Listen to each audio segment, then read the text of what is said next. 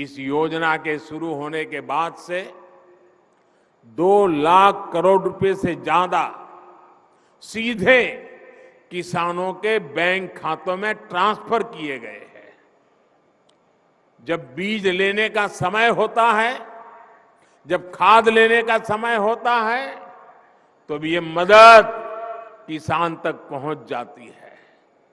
देश के 85% से अधिक छोटे किसानों के लिए ये बहुत बड़ा खर्च होता है।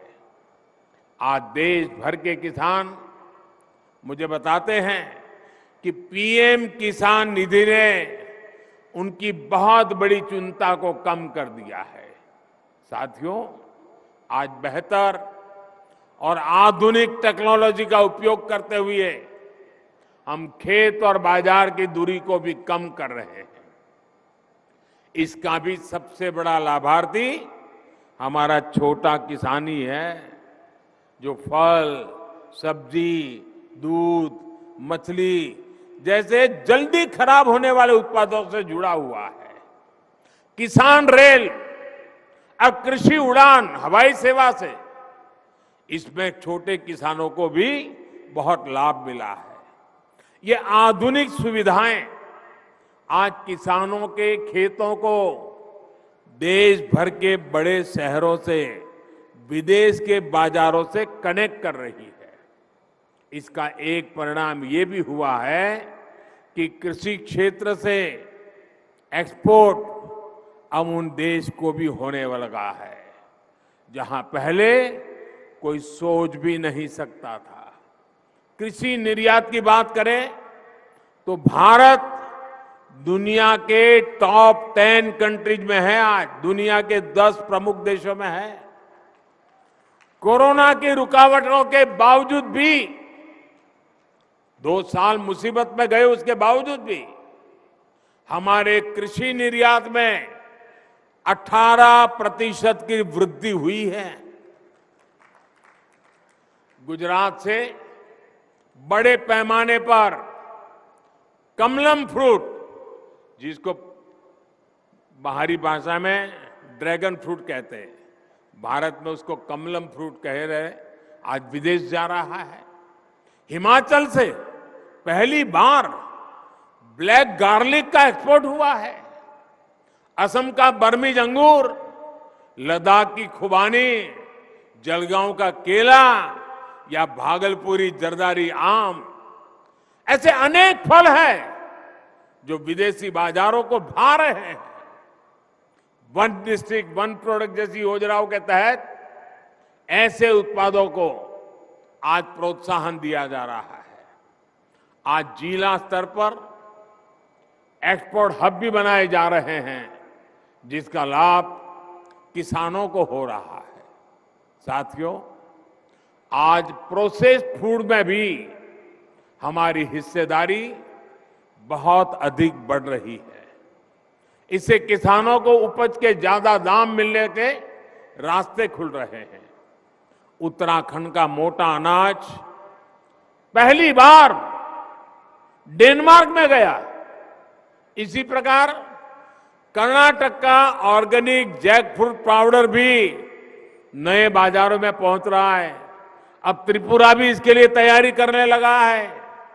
ये बीज हमने पिछले 8 वर्षों में बोए हैं, जिसकी फसल अब पकनी शुरू हो गई है। साथियों, आप सोचिए, मैं कुछ आंकड़े बताता हूं। ये आंकड़े सुनकर के आपको लगेगा कि प्रगति और परिवर्तन कैसे होते हैं। 8 साल पहले जहां 2 बड़े फूड पार्क ही देश में थे, 2 बड़े फूड पार्क, आज ये संख्या 23 हो चुकी है।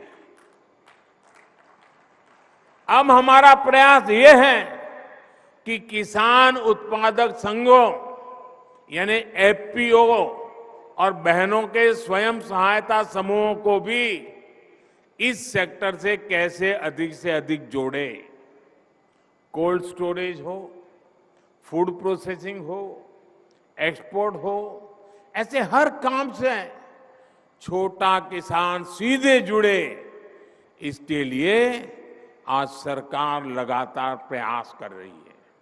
साथियों, तकनीक का ये प्रयोग बीज से लेकर बाजार तक पूरी व्यवस्था में बड़े परिवर्तन ला रहा है।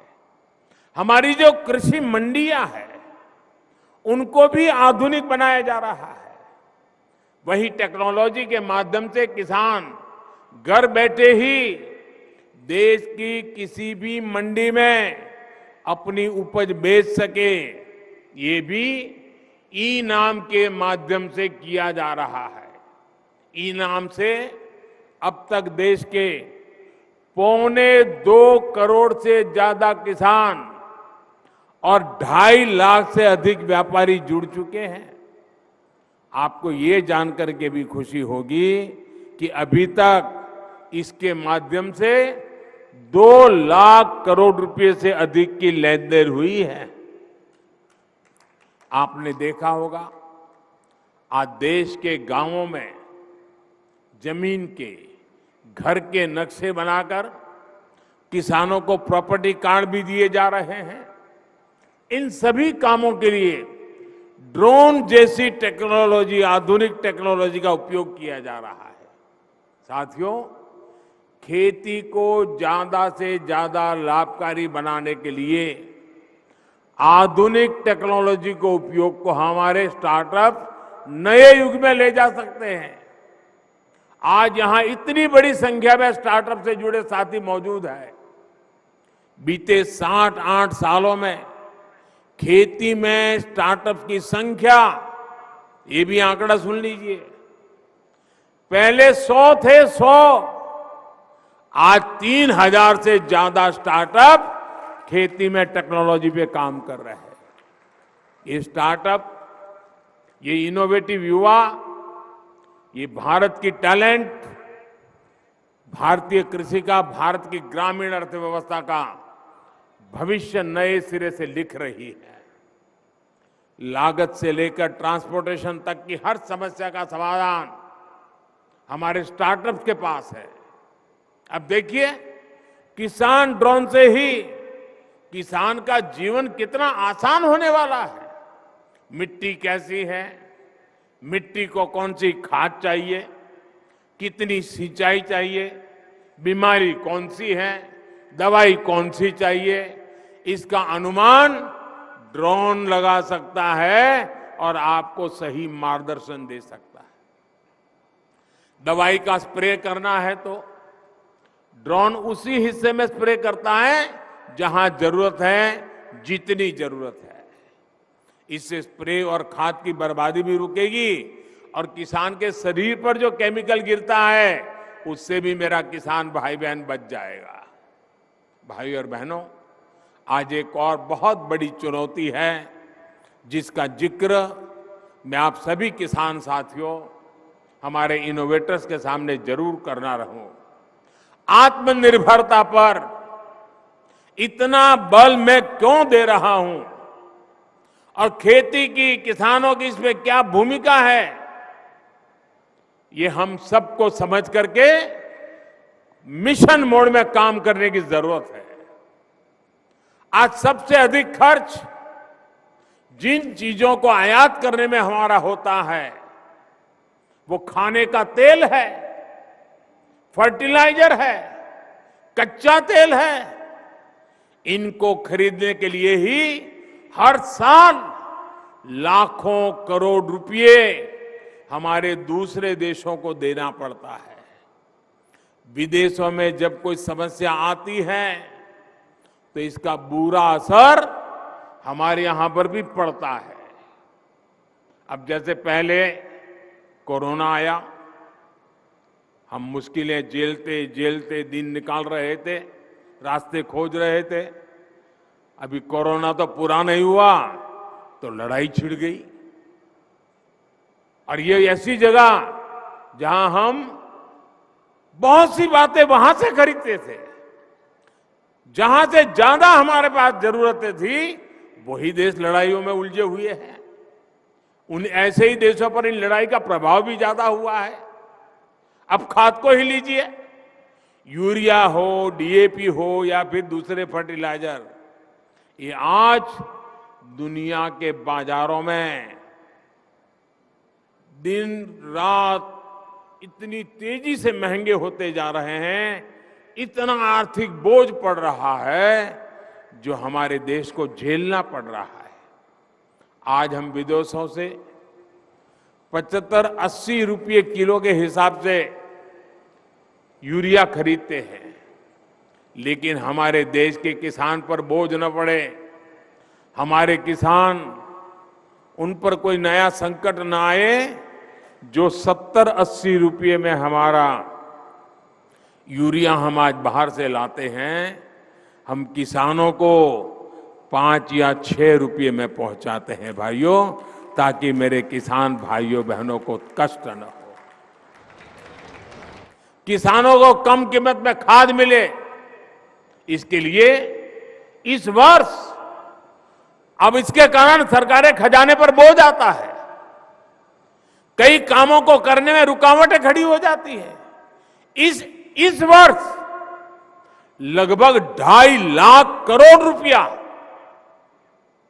केंद्र सरकार का सिर्फ ये यूरिया के पीछे हमको लगाना पड़ रहा है। भाइयों और बहनों, आयात पर हो रहे खर्च को कम करने के लिए, देश को आत्मनिर्भर बनाने के लिए हम सब ने मिलकर के संकल्प करना ही होगा, हम सब ने मिलकर के उस दिशा में चलना ही होगा। हम सब ने मिलकर के विदेशों से खाने के लिए चीजें लानी पड़े, खेती के लिए चीजें लानी पड़े, इसमें से मुक्त होने का संकल्प करना ही पड़ेगा।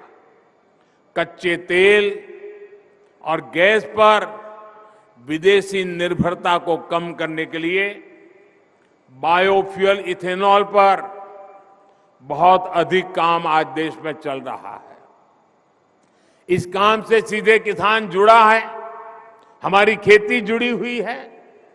किसान की उपज से पैदा होने वाले इथेनॉल से गाड़ियां चले और कचरे से, गोबर से बनने वाली बायोगैस से बायो सीएनजी बने, ये काम आज हो रहा है।